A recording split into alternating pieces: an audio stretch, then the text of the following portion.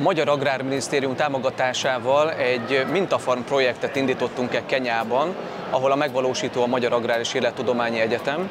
Egy helyi partnerrel közösen tesztelünk magyar vetőmagokat, jellemzően ezek különböző zöldségek, például paprika, uborka, paradicsom.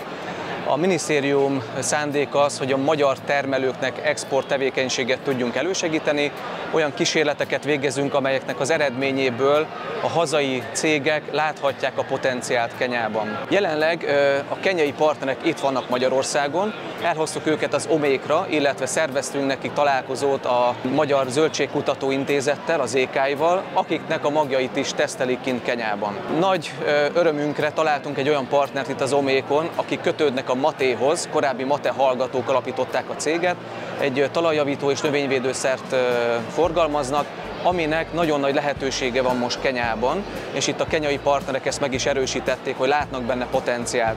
Úgyhogy a következő fázisban, ahol a következő ütemű növénykísérleteket indítják a kenyaiak, már ezt az anyagot is föl fogjuk használni a kísérletek során. Alapvetően magyar termékről beszélünk, 100%-os magyar termékből, viszont nem csak magyar régióba szeretnénk eljutatni a gazdákhoz a termékeket, hanem világszerte, és ebben a Mate együttműködésével ez a ma létrejött diskurzus eredményeként afrikai piacra Kenyában tudunk lépni, egyenlőre kontrollkísérleteket fogunk végezni a különböző növénykultúrákon, és utána szeretnénk meghódítani az afrikai piacot is.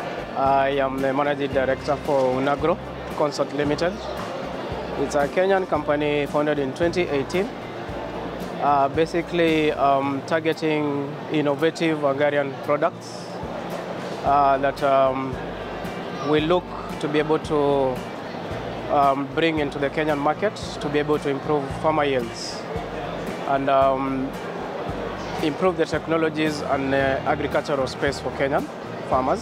A kísérletek nem csak az exportot segítik elő, hanem ezek számunkra, kutatók számára is információt adnak a klímaváltozás hatására. Kenya Afrikában található, érdekessége, hogy megtalálható ott 0 méter, de akár 3000 vagy több ezer méter is, ugye a különböző hegyek miatt.